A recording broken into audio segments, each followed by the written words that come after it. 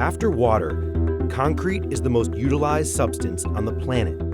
Its key ingredient, cement, is one of the biggest contributors to our climate crisis, responsible for up to 8% of the world's CO2 emissions. But what if those pollutants could be harnessed to create an environmentally friendly solution?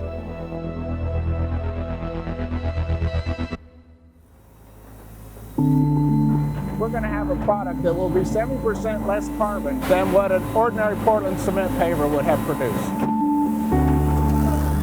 Eric Long runs E.P. Henry, a family-run concrete business that's been around for more than 100 years. The company recently decided to invest in new, sustainable technologies. Why is this so important? Why do people need to be thinking about this? We all need clean air to breathe. It's about the health of the human being and the health of our environment, the health of the globe, and the health of our planet. That's what this is really all about. How do you change an entire industry? You're one company. We're one company, but we believe you have to start somewhere. And we're willing to put our money up and start. And that's what we've done. In the production of cement, that is the primary emissions problem, because it takes a huge amount of fossil fuel energy to actually produce tonnage of cement. Ordinary cement emits greenhouse gases in two ways.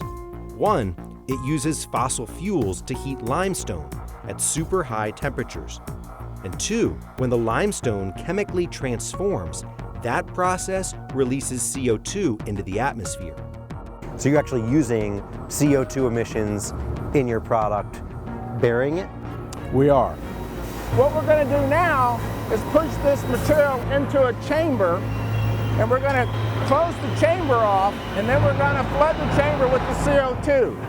The CO2 is actually going to replace the water. The water is going to be moved out. The CO2 then will be sequestered inside the paper forever. Solidia is the startup behind this revolutionary technology.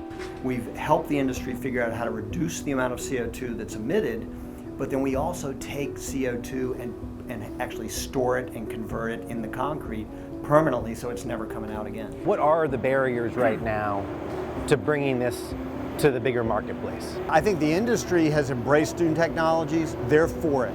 Now the question is, how do I manage the transition to this new technology? Sustainability is not often the top priority for builders.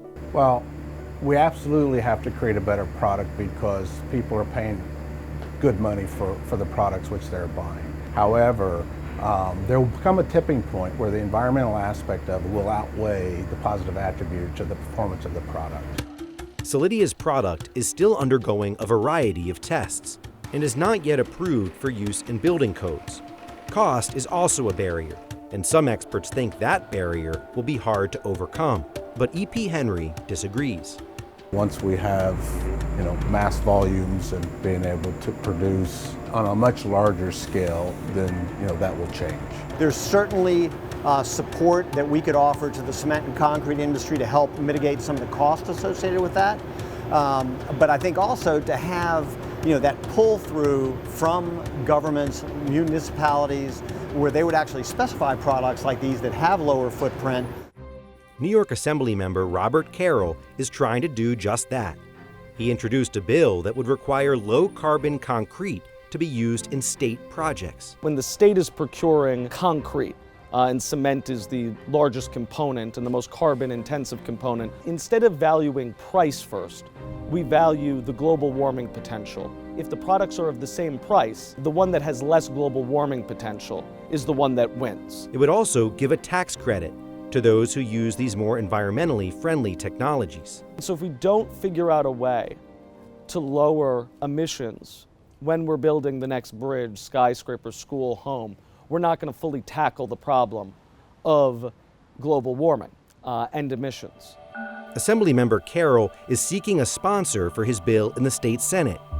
He hopes to see the bill reach the governor's desk in late 2020. Is it upsetting to you to know that this technology exists, that you know how to do this, but the world isn't there yet? The world isn't there yet, but we have to take it one day at a time. We're going to get the world there.